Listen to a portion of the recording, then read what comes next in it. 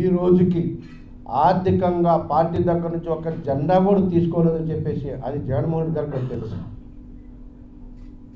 ఈ విషయాన్ని స్పష్టంగా చెప్తా ఉన్నా. ఒక జెండా ఈ రోజుకి నేను పార్టీ దగ్గర తీసుకోలేదు. ఈ రోజు ఆర్థికంగా తీసుకోలేదు.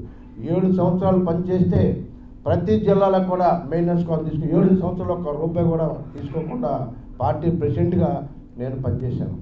ఈ స్టేట్లో నేను ఒక్కనే బహుశా ఉంటుంది ₹1 కూడా తీసుకోకుండా చేసిన ప్రెసిడెంట్.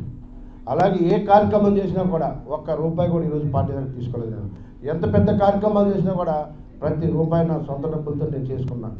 ఇంకా పెద్దలు చనిపోయి ఎక్కడున్నారో సాంబశివరాజు గారు, ఆయన కూడా వంశీ నాకు పార్టీ ఆఫీస్ కావాలంటే ఒకసారి పార్టీ ఆఫీస్ పెట్టించి ఆ పార్టీ ఆఫీస్కి కావాల్సిన విజయనగరం కూడా ఆ పార్టీ ఆఫీస్కి కావాల్సిన సామాన్లు కూడా కంప్యూటర్ సిస్టమ్ అన్నీ కూడా నేను పంపించిన పరిస్థితులు ఉన్నాయి.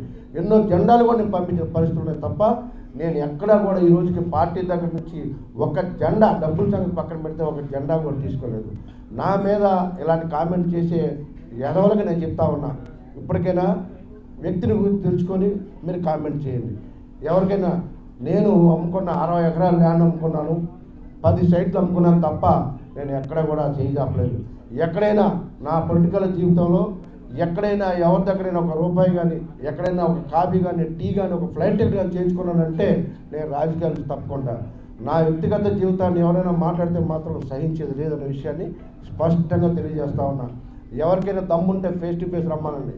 నేను చెప్తా ఉన్నా, మీలాగా ప్రైవేట్ ఒకరి మీద ఆధారపడి బతకాల్సిన అవసరం నాకు లేదు. నేను కామెంట్ చేసేవాళ్ళు చెప్తున్నా, మీ బతికేంటో మీరు తెలుసుకోవాలి తప్ప ఇంకొకరి మీద మాత్రం కామెంట్ చేయడానికి సాహసించొద్దు. అయితే అందరిలాగా తోక ముడుచుకొని కూర్చునే టైప్ కాదు నేను ఎంత కామ్గా ఉంటానో అంత గట్టిగా గిఫ్ట్ ఇస్తుంటా.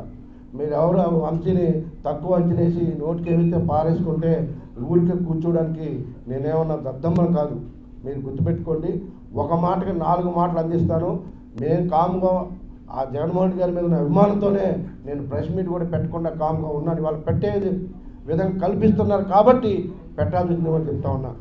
నేను కోలా గురువులు గారు మేయర్ గారు పెట్టి ఏదో బీసీలకు బాగా చేశాం,